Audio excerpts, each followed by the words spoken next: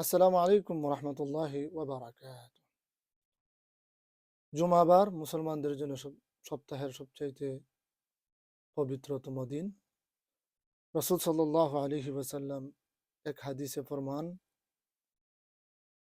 ইন্না মিন আফদলি আইয়ামিকুম ইয়াউমাল জুমুআহ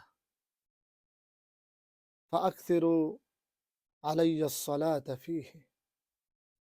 যে তোমাদের জন্য সপ্তাহের সবচাইতে বড় পবিত্র দিন হলো জুমাবার, জুমার দিন, যেটাকে আমরা বাংলা ভাষায় শুক্রবার বলি।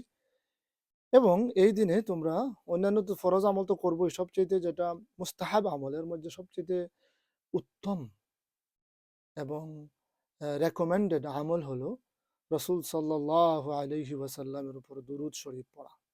আরেক হাদিসে এসেছে এরকমই যে ইয়াউমুল জুমআ এবং লাইলাতুল জুমআতে আমরা যেন দুরুদ পড়ি। এবং হাদিসের শেষাংশ হলো, মান সাল্লা আলাইয়া ওয়াহিদাতান সাল্লাল্লাহু আলাইহি আশরা। যে ব্যক্তি আমার উপর একবার দুরূদ শরীফ পড়বে, আল্লাহ রাব্বুল আলামিন তার উপর 10 বার রহমত বর্ষণ করবেন। এবং এ মর্মে আরো অনেক হাদিস রয়েছে দুরূদ শরীফের ফজিলত সম্পর্কে। এজন্য আমরা জুমাবারে সবচেয়ে বেশি বেশি যেটা আমল করতে পারি সেটা হলো রাসূল সাল্লাল্লাহু আলাইহি সাল্লামের উপর বারবার দুরূদ শরীফ পড়া।